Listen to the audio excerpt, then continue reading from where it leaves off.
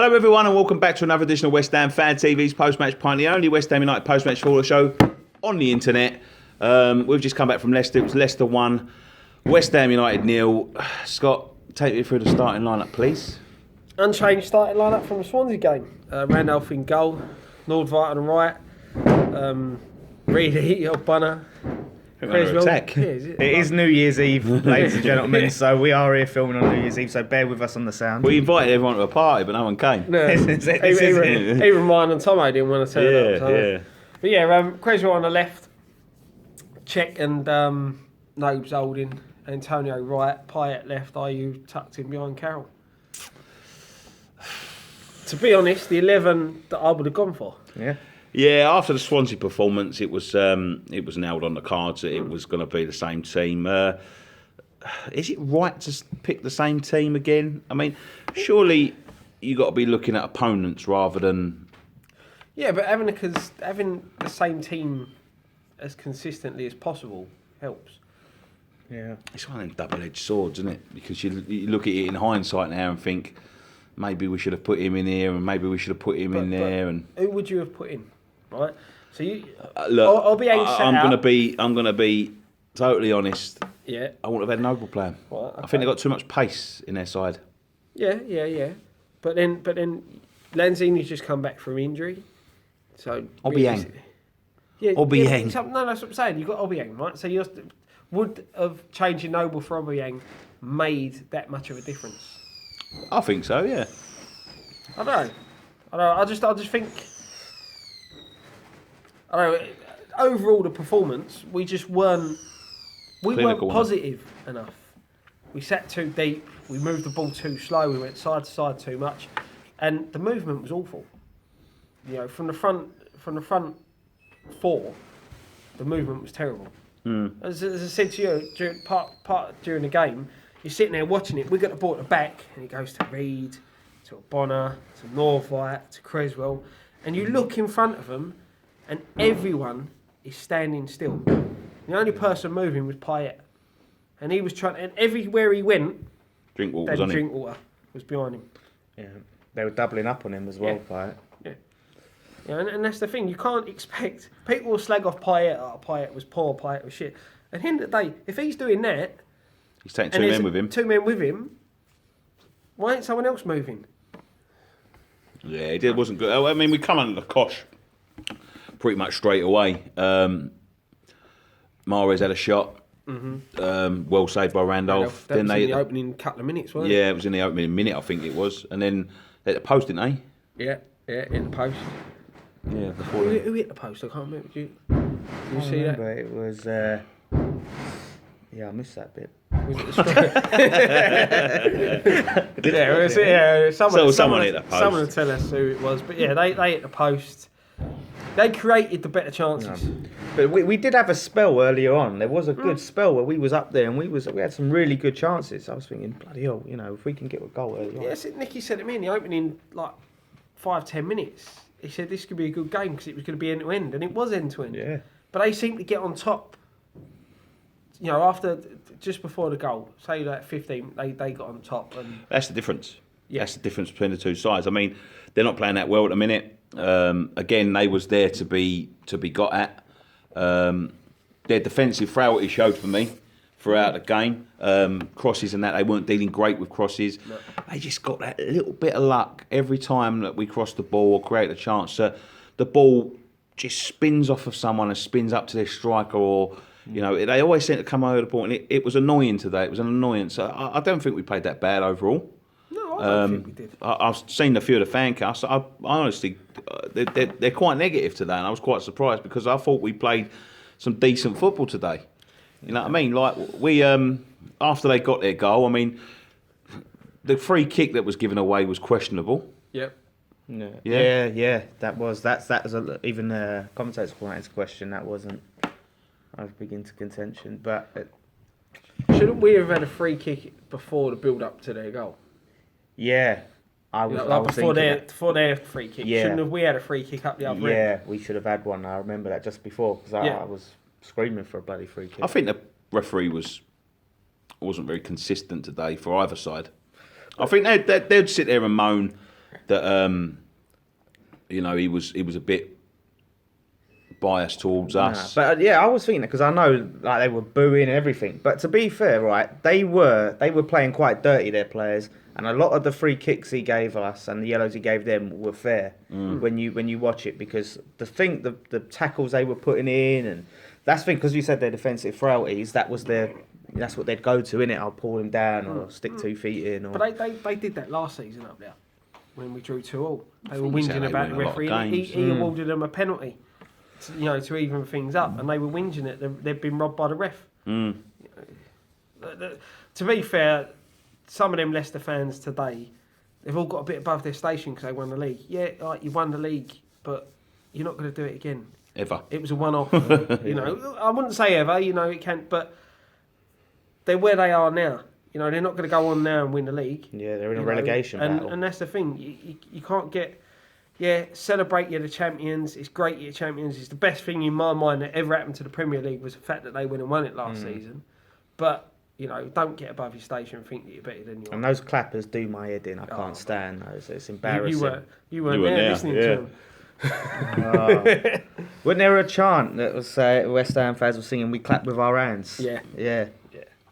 What are they, them little plastic things? Yeah, they clap them like that. And they clap. I didn't really take no notice. Fake atmosphere.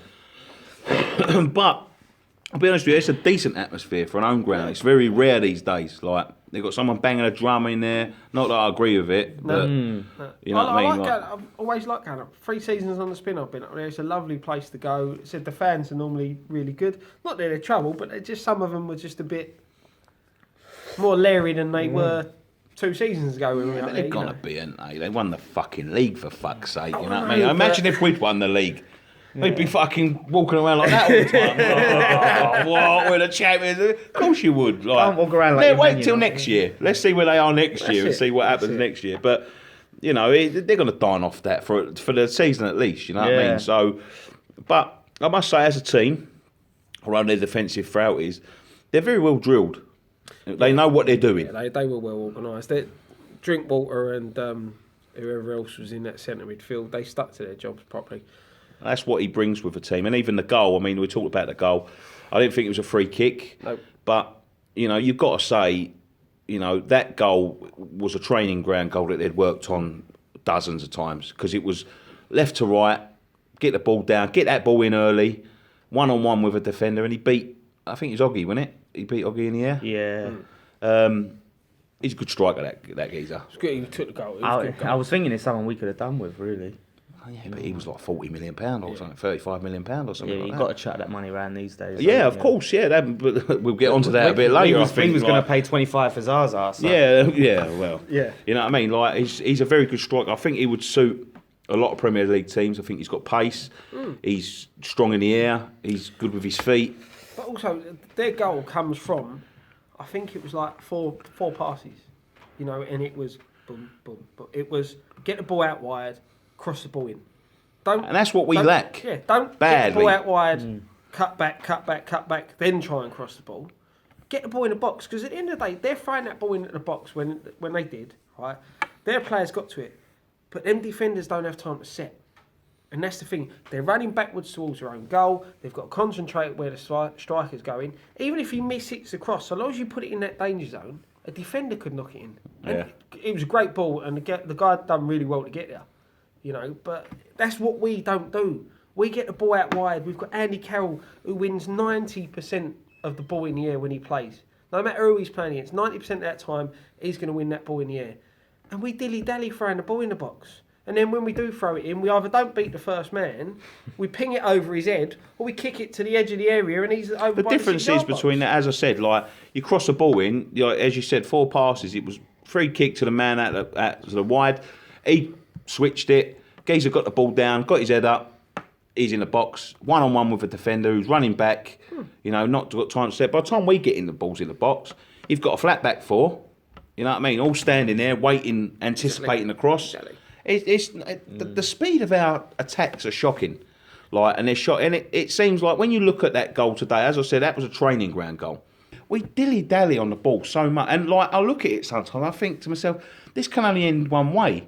because they're going from side to like Reed, Ogbonna, Noble, goes back to Reed, goes back to Randolph. Randolph will put it out to Nordvite. Nordvite will come inside, but there's no movement. No, So that's the problem. Then we end up giving the ball away. And we end up giving the ball away in a dangerous area. And then everyone's got to fucking start sprinting back.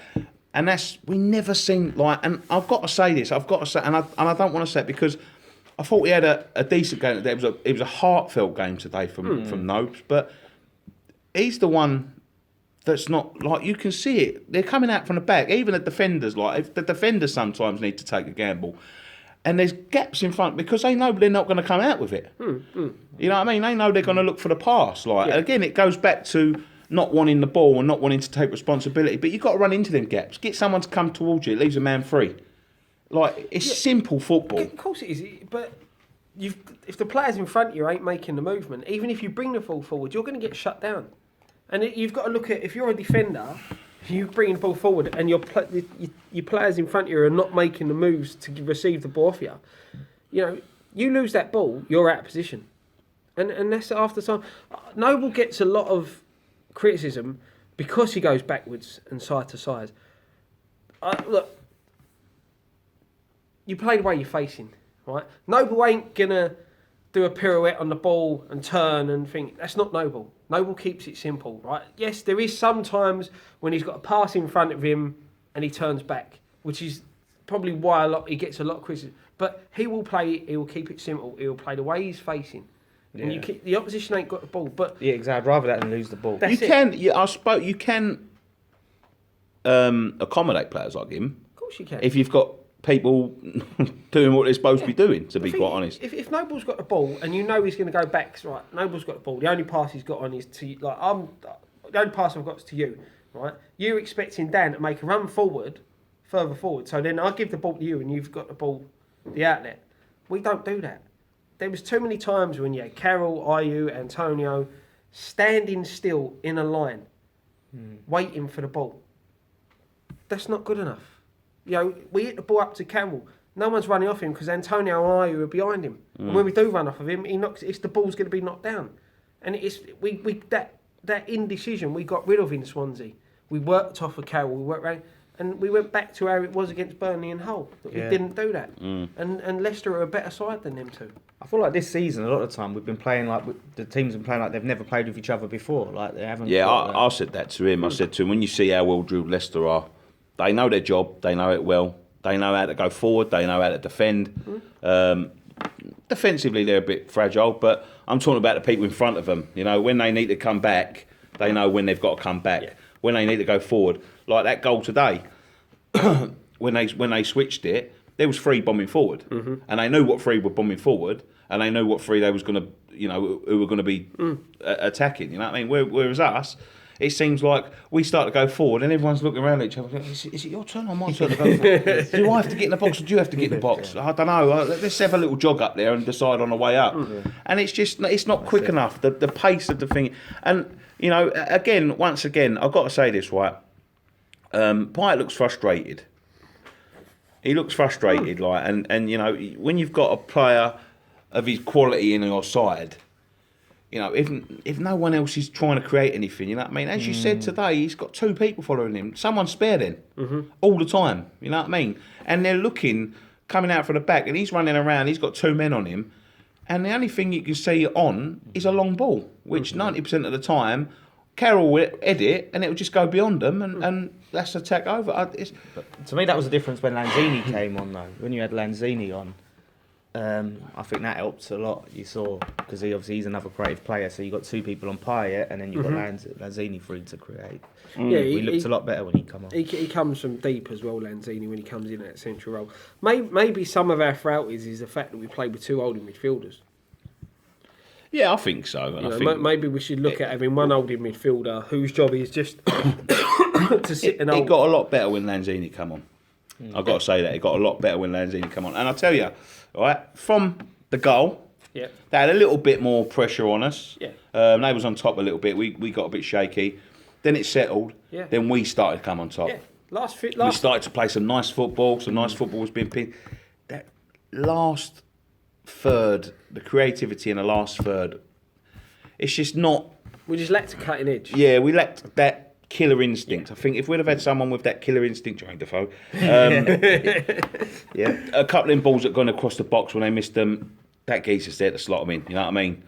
We had check it the bar, didn't he? Well, there was that scrappy thing, isn't there? I don't know what IU was doing. It was almost like a sitter, wasn't it? And he sort of just ran it right into one of the players that was lying down. The ball was going all over the box. As I said, we had 3-4 chances in that first half. We had the one that Pint hit the shot, and I think IU tried to divert it on goal and knocked it over. Oh, yeah. Check it the bar. The scrappy one there.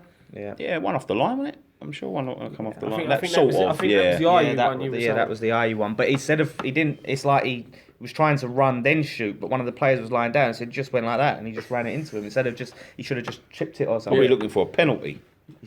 Yeah, or something like that. Yeah, well, Antonio did, didn't he? He did that little embarrassing dive thing he did where he just went. I fucking can't stand any of that. Anyway, in that little scrap that he was talking about, I thought it was a 2-footed challenge for an oof. I've looked back at it. It was a good old-fashioned centre-backs challenge. I got that wrong. Anyone, I said a few things on the fan cam. I got that wrong. You can see why the ref might give it. Maybe he wasn't going to give it. He weren't going to give it. The referee weren't going to give it because he allowed play to go on and then come back to it, didn't he? I don't know whether the linesman flagged for it or what, but he weren't going to give it. He weren't going to give nothing. Nah. But when I look back at it, he caught him. I think a yellow card was fair. Yeah. It's because his feet were quite high up and his studs were raised, so I think that's maybe what comes into consideration. Yeah, I mean, but under the letter of the law, you know, but I like to see challenges like that, man. End of the day, it's Pyatt's a pussy hole. He made a bit of a mill. Did you see this thing? I think that didn't help. How Pyatt sort of done a flip. Yeah. Type of things that it did look bad in the speed of play, you know. But I miss meaty challenges in the game. Yeah, I do as well. Trying to get rid of them sort of challenges. They should have had a red. Was that challenge where they should have had a red though? Well, that was the start of the second half. Yeah. That was the start of the second half. I can't remember what the bloody midfield was. On Noble. On Noble. That one on Noble was really bad. I said that at the time, though. Yeah. I said I thought it should have been a red because he came in thigh high. It studs up as well. Studs up like it was. Yeah, he was like he was just trying to stomp on his knee or something like that. Really, I was thinking Noble's. Yeah, I said to you, I thought he'd done him. Yeah, I thought he'd hurt him bad. I mean, the Leicester fans were giving Noble stick, thinking he was playing. You could tell he was hurt, and he really went in. That I think that could have easily been a red. But he was trying not to give it. And then, obviously, that evened itself out, didn't it? When Nordveit done a karate kick. On Chilwell, wasn't it? Chilwell? Yeah. I don't know. As I said, I thought he tried to flick the ball backwards. Nah, that should have been a red card. Did he get booked for that? Yeah, he got yellow. He got yellow. I think either incident, because it was yellows for two, I think if they would have been looked at Monday, I think they might have been... Suspension. Yeah, but I would have felt a bit hard done by that if Nordveit had got red and the other one didn't. But Nordveit's did look worse. When they showed the replay, I was just thinking, what is he thinking there? Because it's like his foot is going nowhere near the ball, and he's just like karate spinning kicked him in the chest. But apart from that, I thought Nordveit had a decent game compared to his recent games. Like he had a better game. There was that they went one on one. I tell you that tackle block in the first half. Block in the first half, mate. That tackle when he put it across the box. That would have been a goal. That would have been a goal had he not intercepted that.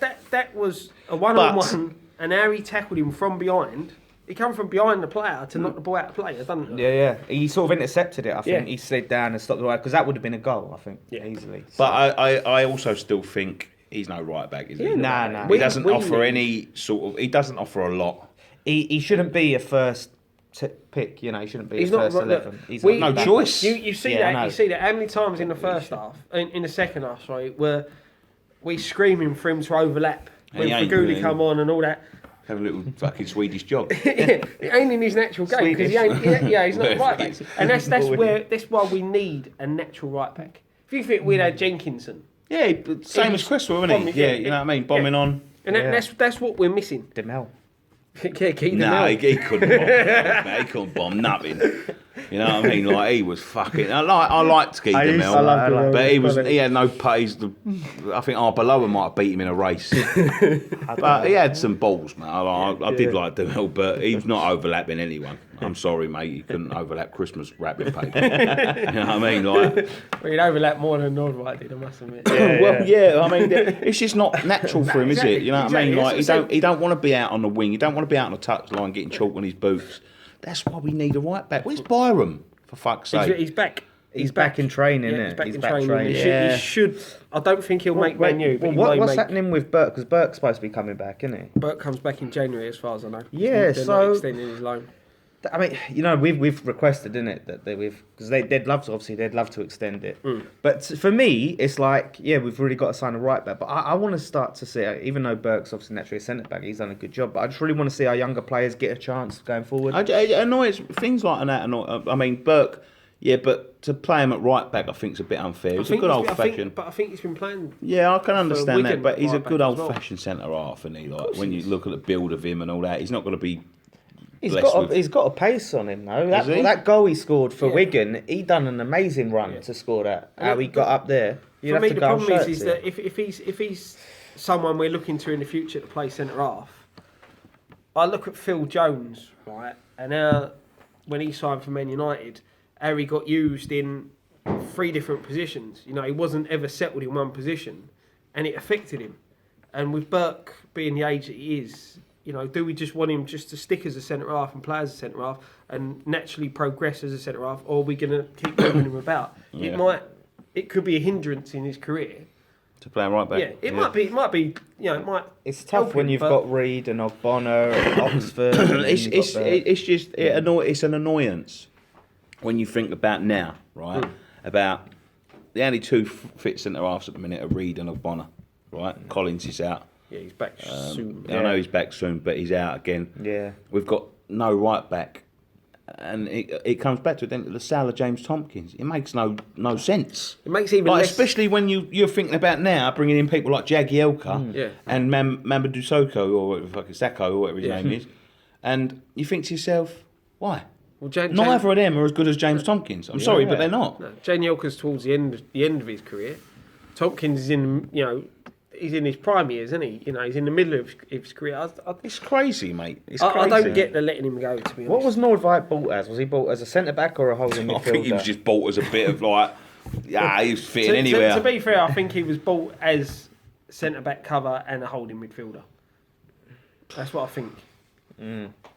I think he was just available for nothing. And I just went, bring him over here. Well, because if we thought like we was buying for Europe, we thought, right, we've got all these games coming up, right? Surely they could have said to Tompkins, look, we understand you want more game time. We've got bloody Europe coming up, which we can guarantee you're going to get this many games, blah, blah, blah. And plus, he would have played every game this season at right back.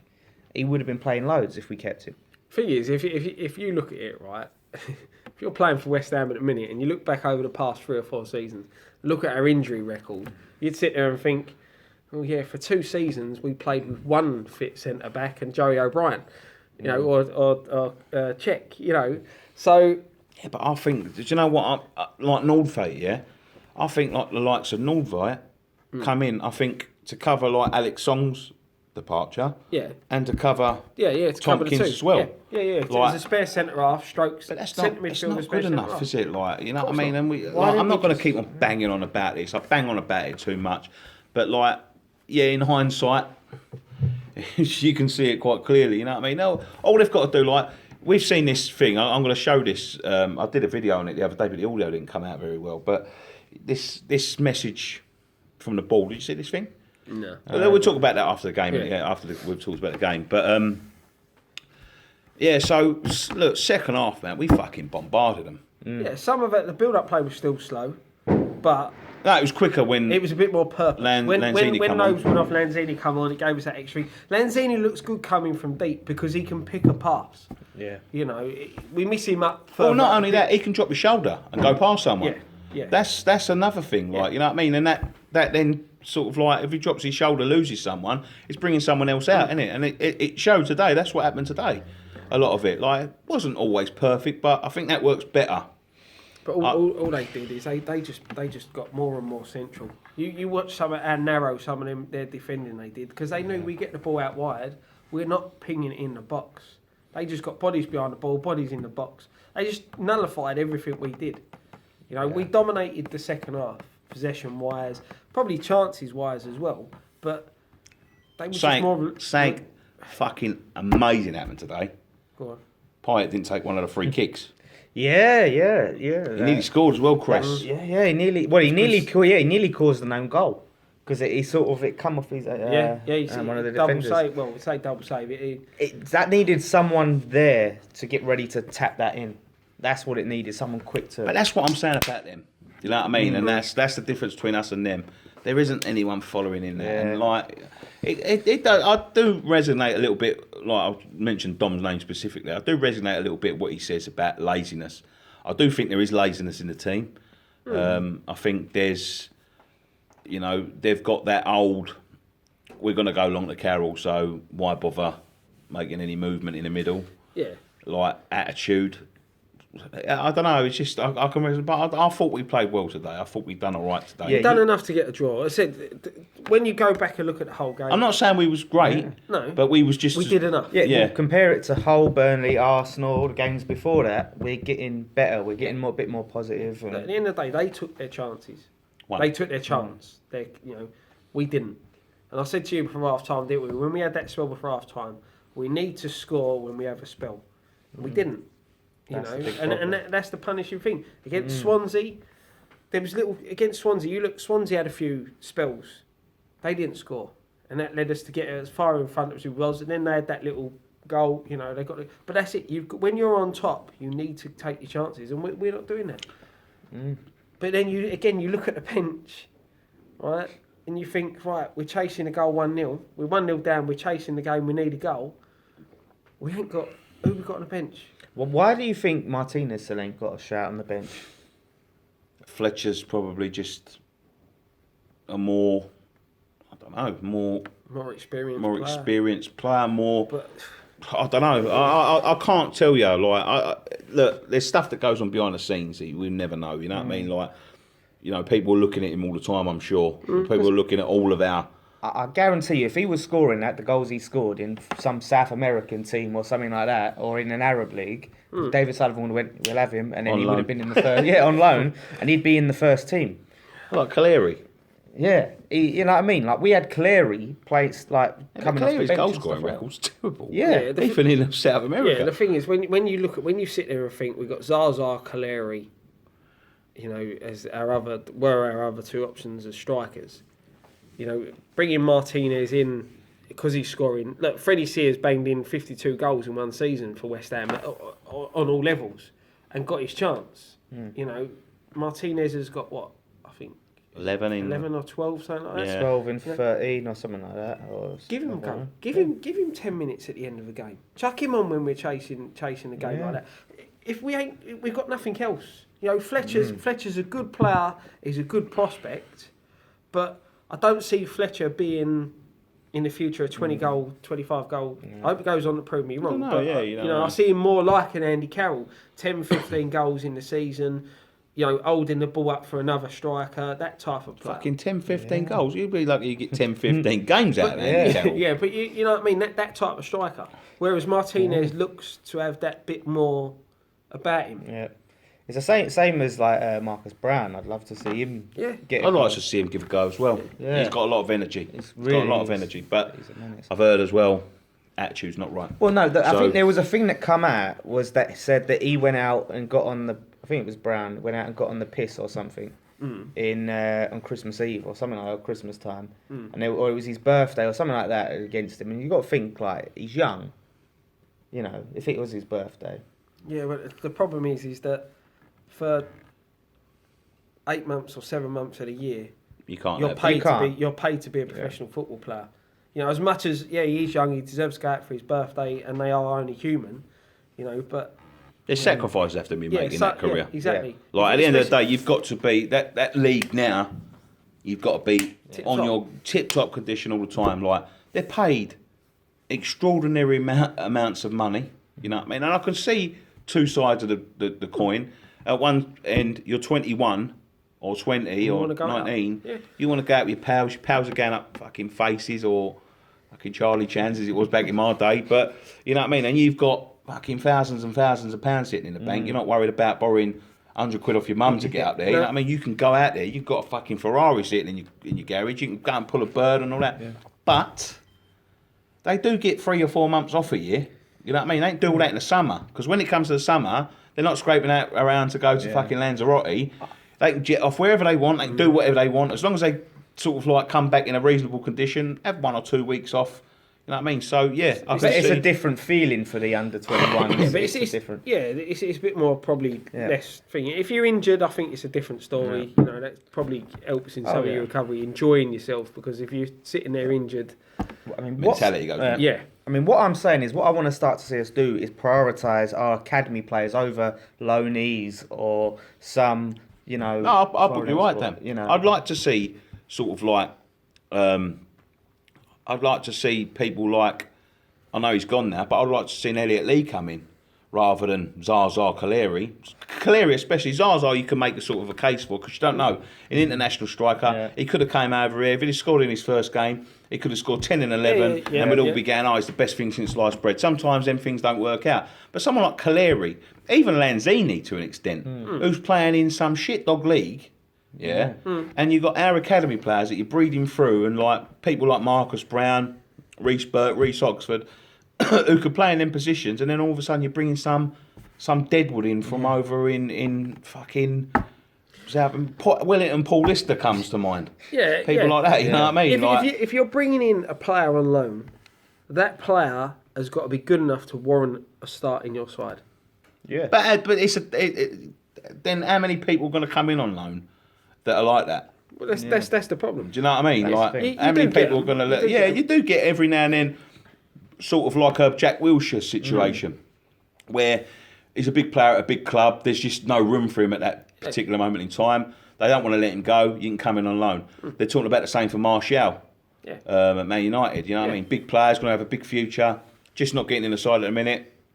You know, send him out on loan. But 9 out of 10 cases, it's not the case, is it? No, if you're up for a loan, it's because no fucker wants them. They're not getting into their team. Yeah, and you're not sure whether they're worth buying, Yeah, so or you play for Chelsea and they've got too many players on the the problem make a business out of it, don't they? Yeah, and these loans and people like, and all these players like Zaza stuff, the thing is, we can't afford to be patient with them because they need to come and do a job quick, where academy players, you can afford to, you can be patient with them and you want to see them develop. No, you can't.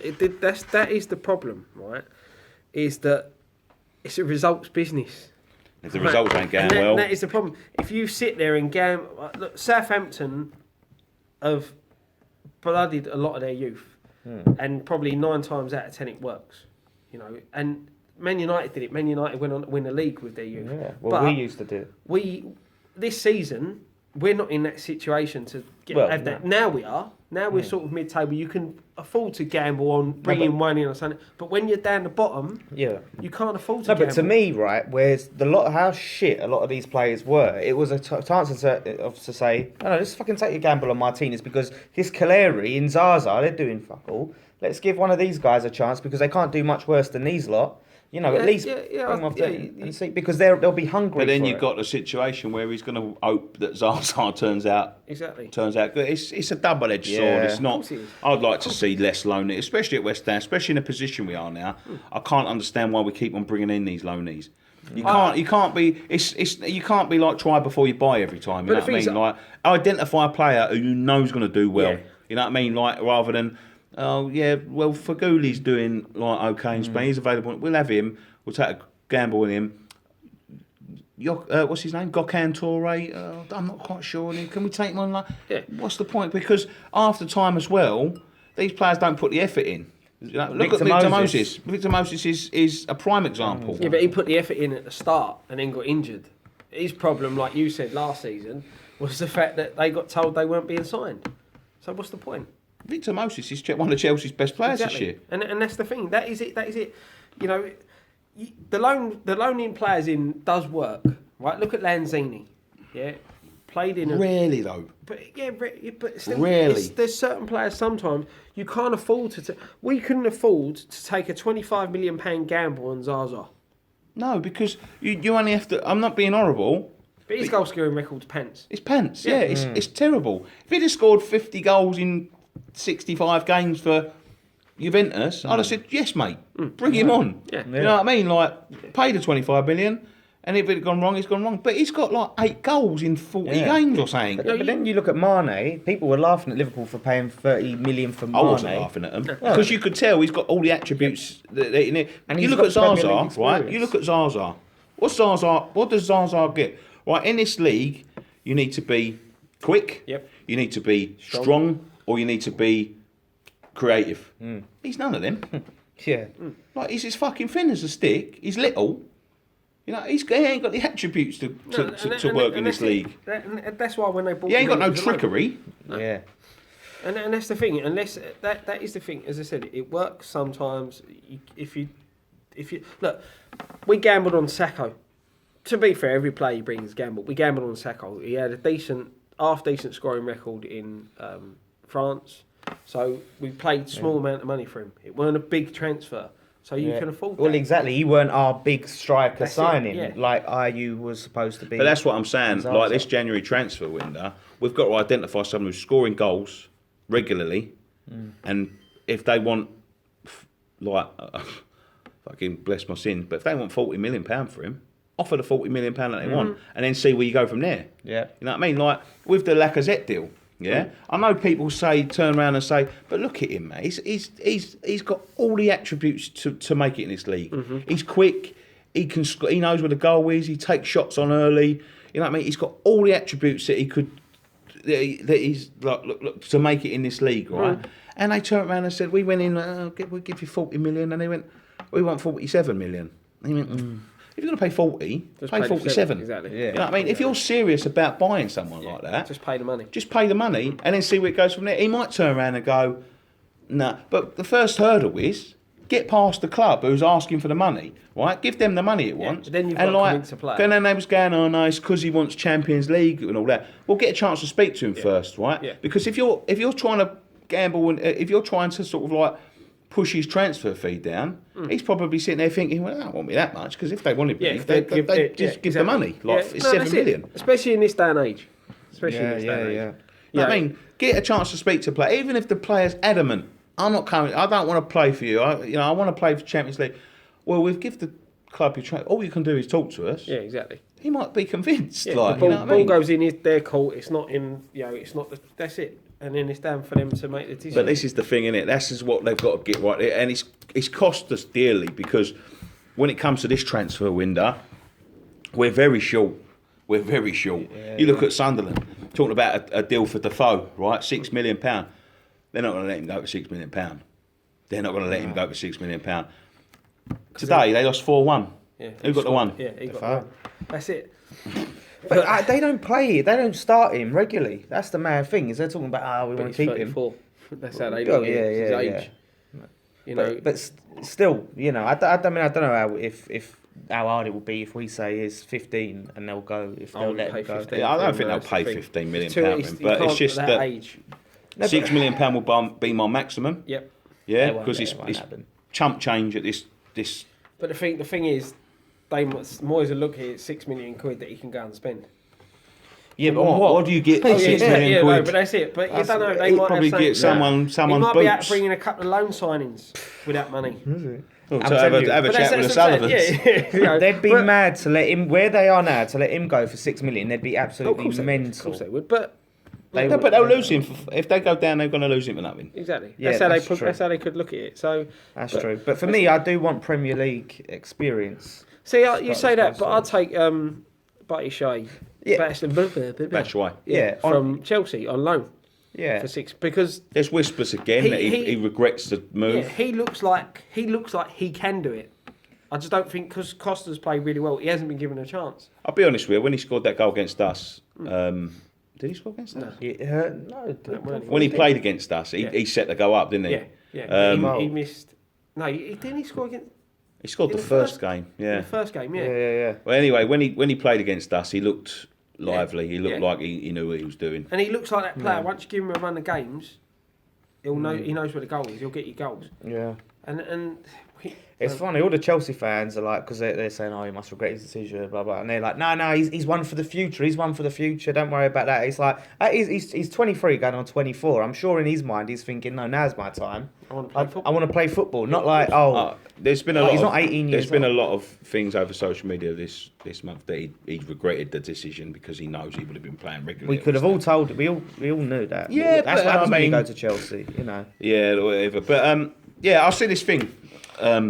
While I remember it before we finish, the message open message to the board. Did you see that, Dan? From the board, yeah, I saw a bit. I didn't read it. Have you not seen it? I've seen it now. You saying saw that? it. I haven't read it. With a narrative. Oh, the video. Yeah, the video. The video. I know. I thought you meant the message from the board. A very, very Really strong, good. powerful message. And I think when I think back to that, we got permission to use the video, so I might pop it in somewhere along the week somewhere. But yeah, it's a very strong message, and I think what the geezer says echoes is true. You know, like everything that the board have done, they've upset a lot of people. Obviously, treating us as consumers and things like that. You know what I mean? Like overlooking proper fans for consumers to get consumers in, but it's not irreparable yet. Cool. You know what I mean? It's not irreparable yet. Like it's, you know, and I've seen something on social media this week where the board, David Sullivan himself, has said he's going to be looking in 2017 to bring forward some. So maybe that video did hit home a little bit. To repair the damage. To repair the damage, yes. It's going to be sort of focusing on more supporter initiated schemes and things like that. And he's vowed to be talking to bloggers, influencers, YouTube channels. Yeah. You never know. Let's you never see. know. Let's you never see know. if they'll. I doubt it, but you never know. Yeah. Listen, if they open their checkbook in January and sign the right players, that does a lot to repair Look, man, things. at the end of the day, I know us and the board, well, I say us and the board, we've just been shouting and hollering down the camera. We know that they watch these sort of things. Yeah. I don't want access to the club, I don't want the keys to the club. No. You know what I mean? But what I want to do is, and what this channel wants to do with the board, and this is a message to West Ham, if you're watching, like, you know, get in contact. We're not, you know, we're perceived as these negative ogres that want to bring down the club, and, you know, we always want to moan and we always want to. We're not that. We are typical run-of-the-mill West Ham fans, and like it or not, we're the sort of people that come and watch the football club. We've obviously made a platform for people to speak because of like things like what's happened has happened, and that's why we made the platform. I'm not going to walk into but if you ever invite us in, right, and I've got to put this across, you ever invite us in, I'm not going to go in there all guns a-blazing and going, yeah, you fucking this, and you know, I will sit down peacefully, calmly. I'll apologise for things I've said, but I would say this is why you're getting this wrong, and this is what you need to like. And I could take in messages from people, you know what I mean? Whether they take them or not, it's a different thing. But I think they're a bit afraid of us. Like, I think they're a bit afraid of us as an entity.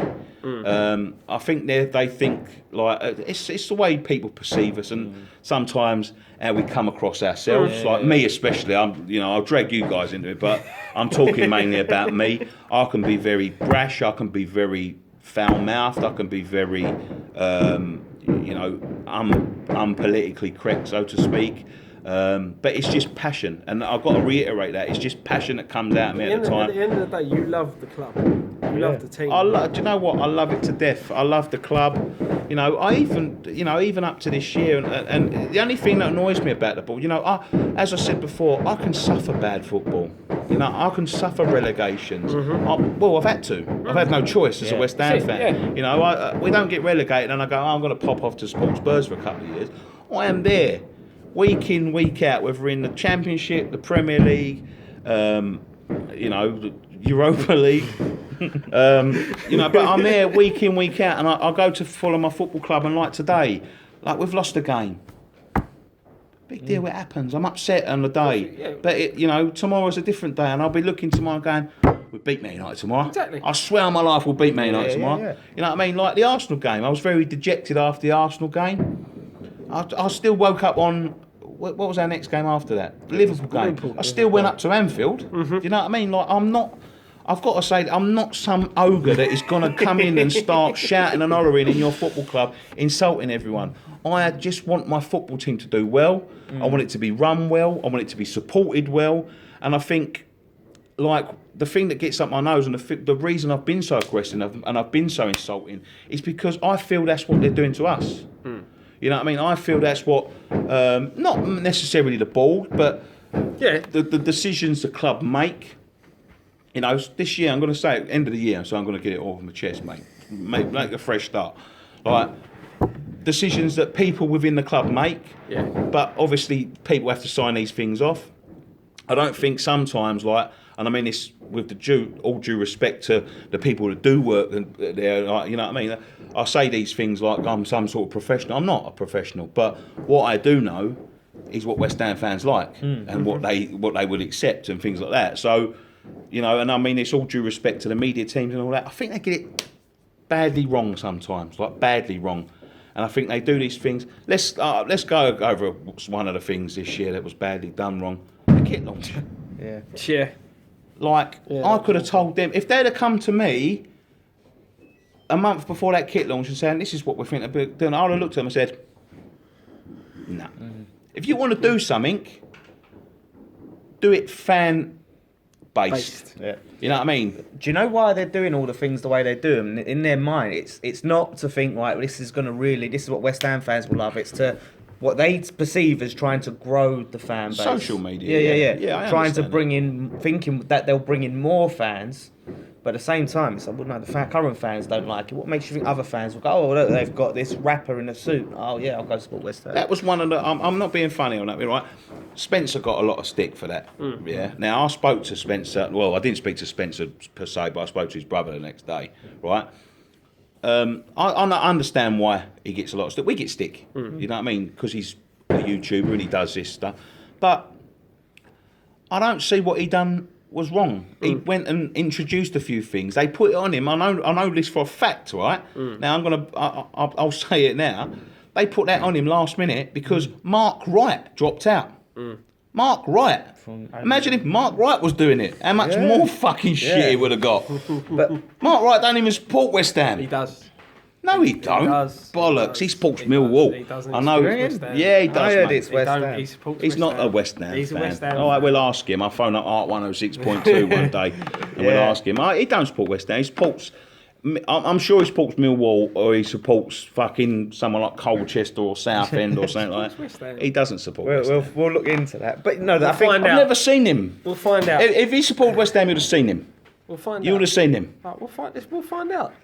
I think the point is, I've seen Russell Brand. I've seen James Corden. I've seen Chris Akabusi. I've seen everyone, mate. Ray Winston. Ray Winston. Yeah, I've seen them all. See We'll Ray see. Winston We'll see. and fucking Tommy Walsh in the back of a limousine going up to the playoff final. I always see that Phil, what's his name? I've only mind, never mind a Buzzcocks. Phil Jupiter. Phil Jupiter. Yeah, I know Always he's see a him. big West Ham fan. I know that for a fact. Always see him. We'll yeah. see. We'll see. We'll I find wouldn't out. recognise Hell, him. in they're the street. drinking in a black liner. He's your brother, isn't he? Yeah. Fuck off, you cunt.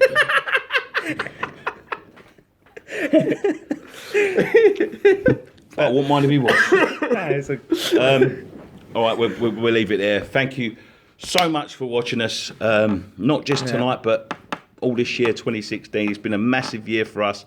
As we sit now, we're nearly at 14,000 subscribers. Subs, shy of 14,000. Yeah, and I really, really, really appreciate everything from this year, from all of you.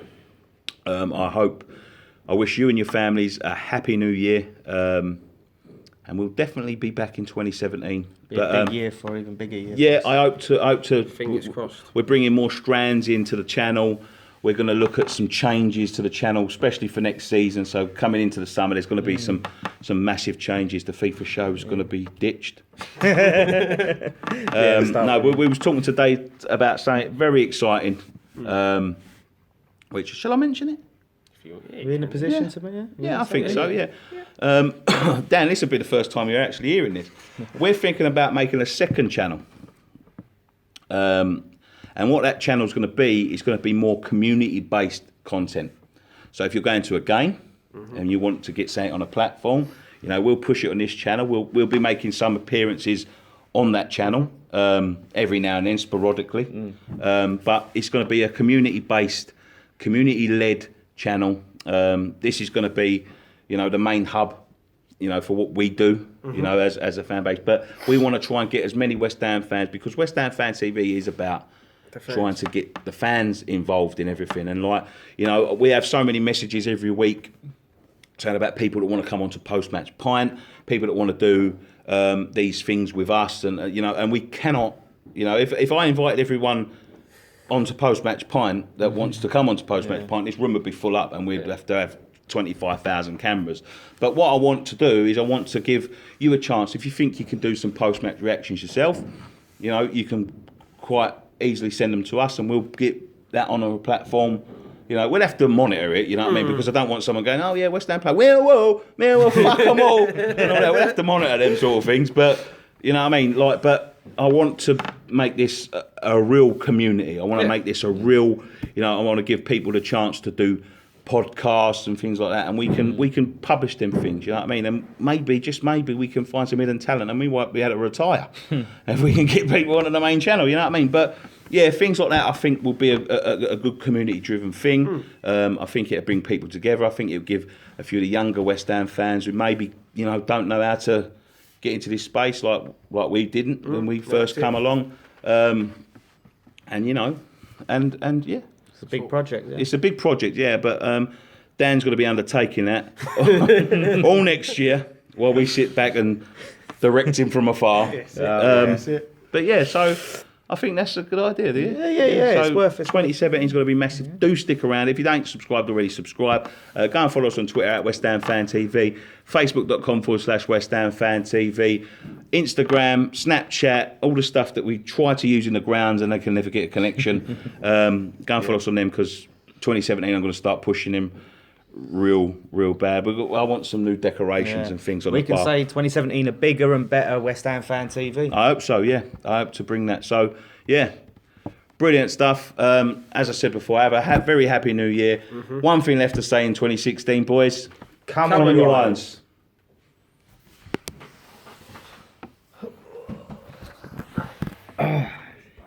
When you said, shall we mention it? I thought